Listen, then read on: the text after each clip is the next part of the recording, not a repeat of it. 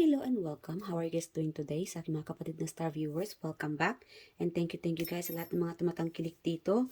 And guys, hindi po ako nagpa-private reading. Wala pong time ang kapatid ninyo. And again, pasensya na mga kapatid ha. And kamusta kayong lahat dito mga kapatid? I do hope everybody are doing well. Pakilakasan na lang po ng volume ng reading na ito dahil ano na hindi lahat ay makaparehas ng gamit na gadgets. May iba na malakas naman, meron naman dito na mahina masyado. So, yeah, bear with me mga kapatid, huwag po tayong bitter. So, buckle up dahil ang taong ito ay may na-realize, no? All this time, ikaw lang pala talaga ang minahal niya. Yeah, kahit na may mga distractions, nagkaroon ng mga, or may mga nakilala, nagkaroon ng karelasyon sa iba, all these times, ikaw lang pala talaga ang hanap-hanap niya o ang iniibig niya, no? Yeah, so alamin natin mga kapatid kung sino tong taong ito, nakadilang ating mga collective na-realize niya na huli na. Meron ditong huli na ikaw lang pala talagang tinitibok ng kanyang puso. So, all this time, sino tong taong kadil ng ating mga collective spirit guides? So, we have here Queen of Swords, the Hangman, yes, and the Chariot, Four of Cups. Itong taong ito ay nagmumuni-muni sa kakaisip sa inyo. Meron itong long distance. And, yeah, somehow, meron kasi ditong kausapin ko kaya siya o hindi. Meron dito nagdadalawang isip mag-reach out sa inyo. I don't know why. Alamin natin kung bakit nagdadalawang isip itong taong ito na mag-reach out sa inyo. Meron itong no communication or long distance. Meron naman dito na siguro in a relationship ka na. And meron naman dito sa inyo na no communication, kinat off mo na siya. Kaya lang ay, like again, this person, huli na. Huli na ma-realize niya na wala na. Yeah. Like again guys, kahit wala na kayo ng taong ito sa mga exes ninyo, ikaw pa rin ang iniisip niya, ikaw pa rin ang tinitibok ng puso niya. This person, meron kasi ditong reserve or this person is saving their heart just only for you. Para sa'yo lang mga kapatid at wala ng iba. Nagkaroon man siya ng, sabihin natin na nakilala niyang, may iba siya nakilala, like again, yung puso niya ay nakakulong dahil sa'yo lang. Meron dito na, dahil siguro hindi pa siya nakapag-move on talaga. And always thinking about you from afar. How have you been doing? Like again, meron ditong, ikaw ay sigurong committed na, married sa iba. Yes. And somehow, itong taong ito ay parang, siguro stick to one lang siya, no? Yeah. Kahit na hindi na naging kayo, yeah. Meron ito kasi guys na hindi na naging kayo, ikaw siguro tong married or committed na, or something na may bawal. But then again, this person, kinukulong niya sarili niya just only for you. Sa'yo lang at wala ng iba. Meron naman dito na long distance. Meron ditong nagdadalawang isip na should I go visit you or surprise you or should I message you? Bakit ba nagdadalawang isip siya? Meron ditong surprise. Parang nagplano itong taong itong surprisahin ka kapatid. Spirit ka rin sino itong tao? Bakit ba nagdadalawang isip siya sa plano niya? Okay. What's holding back from this person? Bakit parang may nag-hold back sa kanya? Nine of Wands. Okay. It could be related sa finances. Seven of Pentacles. Yeah.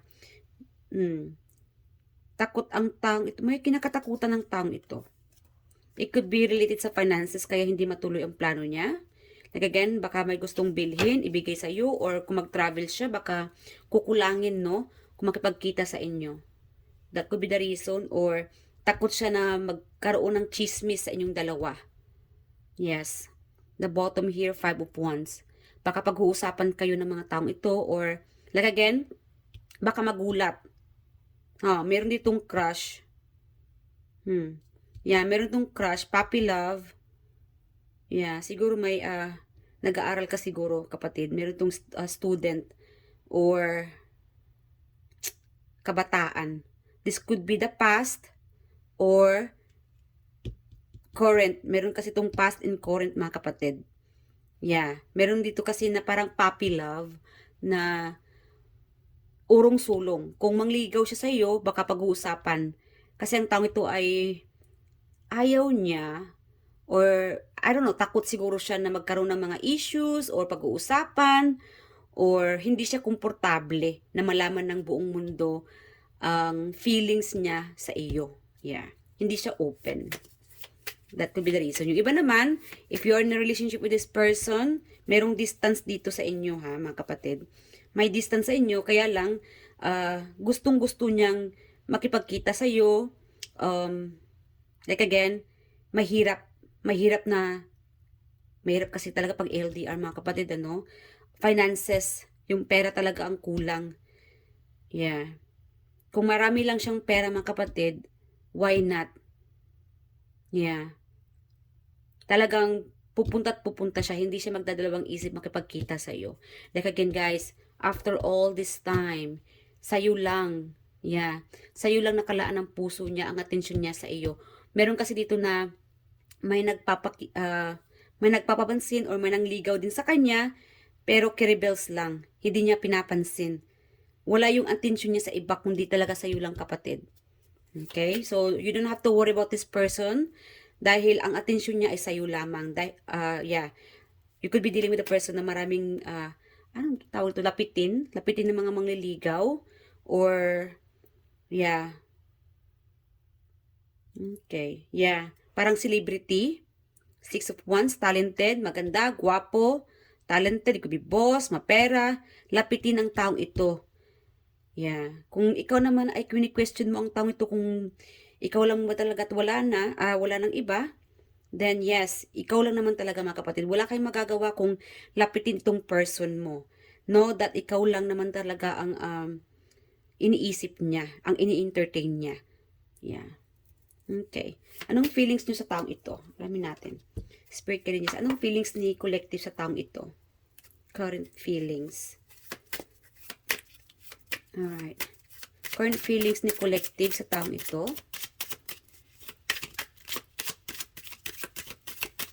Yan. Alright. The Sun and Page of Swords. Yeah. You want happiness. May mga challenges sa inyo. I don't know, somehow is, may mga, this could be you na, siguro para sa'yo, marami kang competition sa buhay. Competitive. Like again, I don't know kung feeling insecure ka ba dahil maraming nagkagusto sa kanya, maraming nangligaw sa kanya, feeling mo na hindi kanya magustuhan, feeling mo na cold siya or hindi nagpaparamdam. It's something about you na parang may problema ka sa sarili mo. But, behind the scene, ikaw lang naman ang iniisip ng taong ito. Meron dito nagtatampo kasi, may pagka-childish ano, kasi parehas naman kayo ng nararamdaman, kaya lang iba-iba itong mga iniisip ninyo. Yeah, struggle ka dahil marami mga challenges, siguro may mga bawal, may mga ayaw sa inyo, or insecure ka lang siguro dahil maraming nangligaw sa kanya, or it's too good to be true, ika nga, no? At itong tao naman parang naghihintay. Naghihintay siya na to make a move. Siguro naghihintay siya na ikaw ang gumawa ng move, no? Naligawan siya, magparamdam sa kanya, mag-message, yeah. Or to give a sign or hint, no? Magparamdam sa kanya. Meron itong naghihintayan kay pareho. Okay? And meron naman sa inyo dito, I don't know, parang the Sun, yeah. Lumalabas yung tuwa mo, para bang napapasayaw ka pag nakita mo siya, kinikilig, yeah. Kilig to the bone pag if you are dealing with this person. Yeah, I think you are struggling about your feelings. Meron itong not sure. Hindi ka talaga sure kung totoo ba ito. Yeah. Alright, what else? What this person gonna tell you? Alright, Spirit Guide Angels. Anong gustong sabihin ng taong ito kay collective? Okay. So again guys, dealing with this person, meron itong may mga senyalis, feeling mo na may gusto siya, then I think it's time to make a move. Kasi parehas kayo naghihintayan. Kung in a relationship ka na ng taong ito, wala kang dapat ikabahala kapatid dahil ikaw lang naman talaga at wala ng iba. Kung may mga distance kayo, yun nga lang, may mga financial problem sa inyo pareho. Yeah. Like again, focus ang taong ito sa finances niya, sa career, sa future. Yeah. Meron naman dito na may mga long distance, LDR. Yeah. Ikaw ang palaging iniisip ng taong ito. This person's longing for you. Kaya lang meron naman dito na no communication. Okay. Alamin natin sa mga exes ninyo. Okay. Anong rason kung bakit nagkalayo kayo ng taong ito? Para ma-confirm natin mga kapatid na ito nga yung iniisip mo, no? After all this time, ikaw lang pala at wala ng iba. Although na hindi na naging kayo, ano? Respect ka rin. Sino itong taong ito? Okay, 5 of Swords. Meron itong pinaiyak, nasaktan, third party. That could be the reason kaya nagkahiwalay kayo. Third party dahil sa nanay, third party dahil may iba, or could be friendship. Yeah. Or mayroong ditong cheater or backstabber. May naninira sa inyong relationship. Or it could be something sa pag-aaral. This could be during your studies. Could be related sa school. Kaya nagkaroon ng third party o walang pag-uusap sa inyo. Or pagkahiwalayan. Okay, the bottom here is Ace of Pentacles, lack of communication naman. Yeah. And reverse kasi ito kanina. Okay, so lack of communication, wala masyadong communication, siguro torpe o naging torpe ang taong ito, hindi naging open, or may mga bagay na hindi niya na-explain sa inyo, kaya nasaktan ka at iniwan mo siya, or vice versa. Meron dito kasi guys, minsan nagpapalit yung energy, ano, so that could be the reason kaya hindi naging kayo. Third party, pinagpalit, may backstabber, or nanay, could be family member na pumagit na sa inyong relationship, or could be dahil sa studies, career, kaya may bawal. Yeah.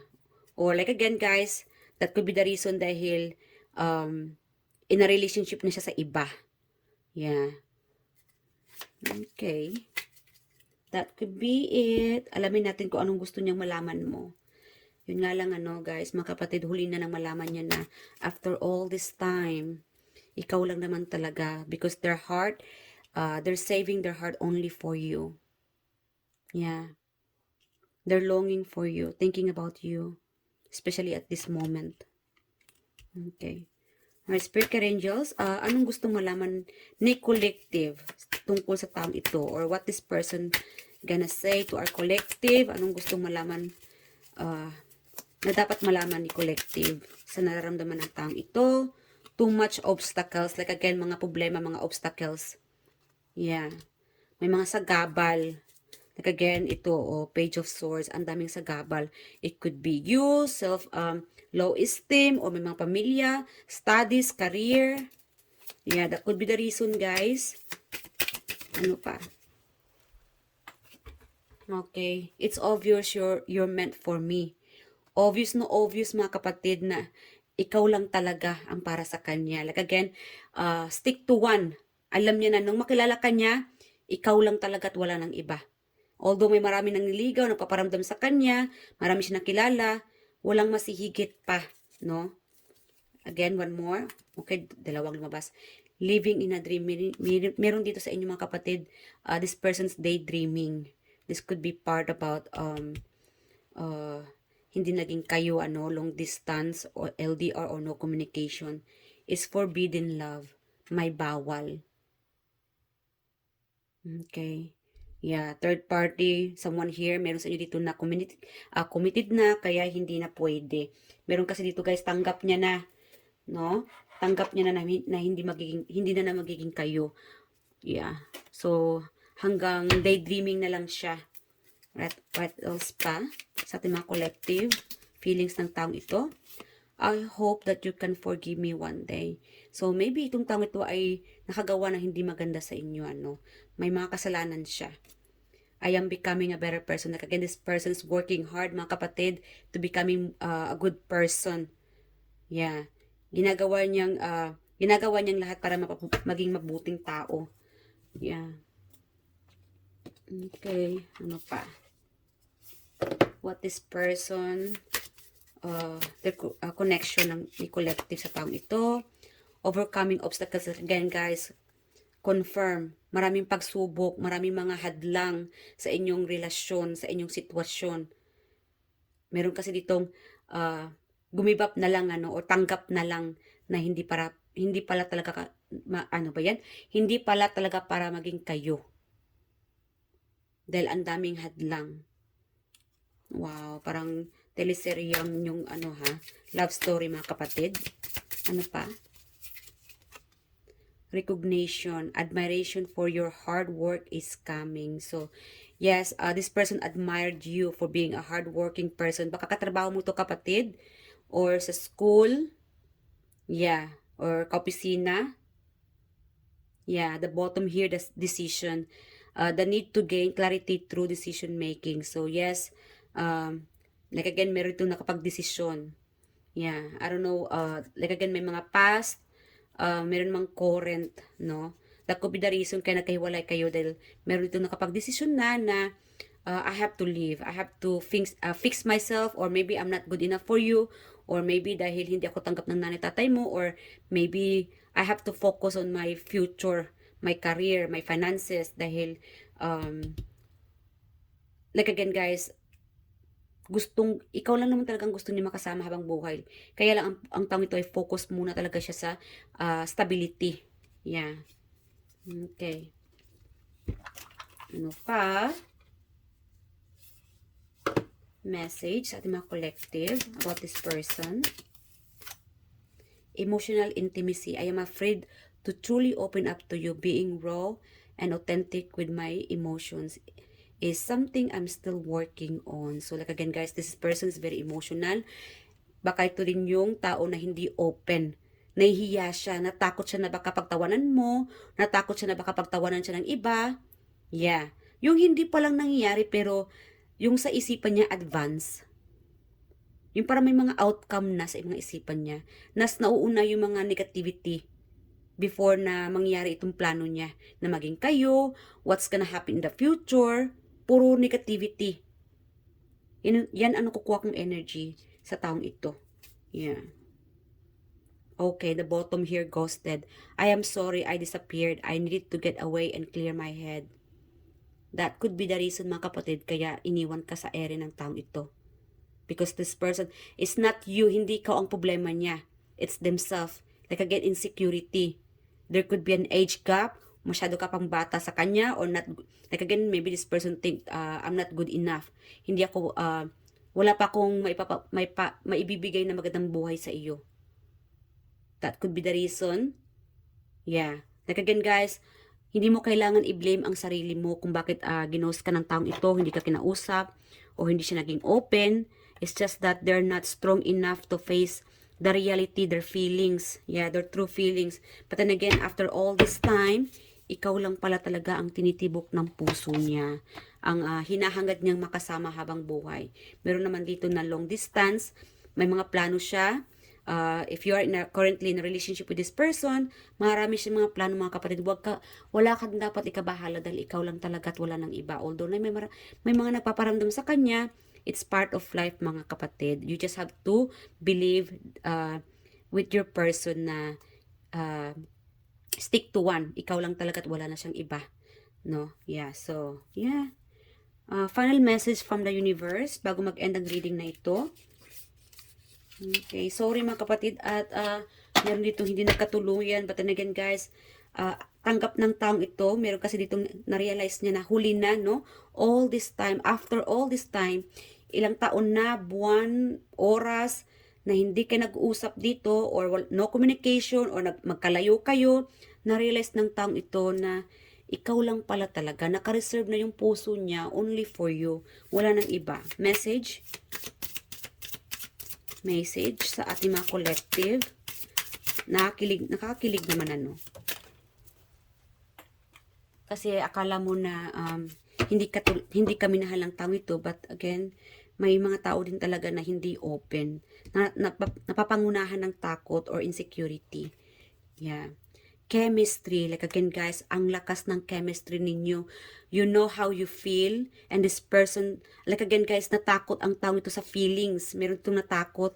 Kaya biglang nag-ghost, hinawalayan ka, or biglang, instead, sabihin natin na nakilala mo siya, and then, married na siguro ang taong ito, pero na nakilala ka niya, biglang naging single. Dahil sa chemistry, the feeling is, uh, iba, no? Hindi siguro niya naramdaman yun sa partner niya noon. But then nang makilala ka niya, ang lakas ng chemistry. Yes. Kaya nagkaroon siguro ng natakot siguro siya na sabihin sa iyo, explain sa kanya o sa iyo na taken na siya dahil ayaw ka naman niyang mawala. Dahil nga siguro nang malaman mo na taken na siya, nag ano na siya, no, may committed na, no, betrayal, masakit. Until now, I'm sure, masakit pa rin para sa'yo. Hindi mo maintindihan kung bakit hindi siya naging totoo sa inyo. Sa feelings. Takot, meron kasi guys dito na, if you are currently in a situation with this person, may communication, I think takot ang tao ito na mawala ka. And takot din siya na I don't know, mas nauna sa kanya yung takot. Yeah. Hindi ikaw ang problema. I think most likely here is yung person mo. They don't know how to handle the situation. Okay? So, alamin natin yung zodiac sign niya. Numbers, we're telling you. Who is this person na tabi ng ating collective? Okay. Number 9. Again, malakas na naman tong 9. Parang ka-part 3 tuloy ito ng reading natin sa mo, dun sa Knight in Shining Armor, ang taong siyang sasakip sa iyo. Wow. 9, 9. Okay. If it happened, guys, somehow is married ka na or committed na, no? If ever, guys, mga kapatid, na hiwalayan ka ng partner mo, siya ang sasagip sa iyo. Yeah, merong part dito na naging part 3 doon sa reading natin.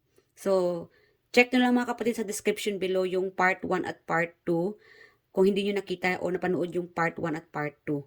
Yes, kasi meron ako nakuha ng energy dito na may part dito na related doon sa reading na iyon. Okay?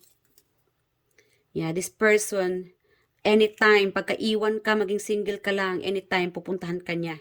Siya talagang sasagip sa'yo. Number 7, so, secret, this could be secret admirer. Like again, meron ditong hindi nasabi, hindi natuloy, hindi na-explain yung feelings niya. Or siguro hindi natuloy yung pangliligaw. Parang hanggang pag-iisip lang siya, no? Guys, kung nakaramdam ka ng signs na may gusto ang taong ito sa inyo and parehas kayong single, then why not?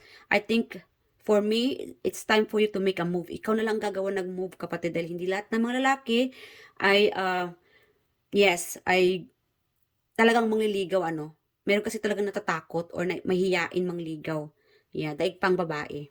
So, yeah, gusto siguro nila na ikaw pa ang mag-make a move or ikaw na lang kayang mag-make a move kung parehas naman kayong single, why not? Kung alam mo na feeling mo, may mga sinyalis na may gusto ang tao ito sa iyo. So, we have here around 40s. You could be dealing with around 40s or this could be you around 40s. 79. Meron tayo ditong 99. You could be born 1999 or 79, 97. Yeah. Or it could be July, September. Okay, confirm. September, malakas ito yung Libra. Ano pa? Zodiac sign naman. Alright guys, so meron tayo ditong the Sun, Leo, Libra, okay, Cancer. Yeah. Ano pa? Malakas dito ito yung mga malakas mga kapatid. Dapat overall, andito naman lahat ng ating mga zodiac sign. Pero ang mas malakas talaga dito mga kapatid is Leo, Cancer, and Libra. Alright, so hanggang dito na mga kapatid. I do hope nag-enjoy ka sa reading na ito. I'll see you guys in my next reading. At maraming salamat po and good luck and thank you. And God bless. Bye!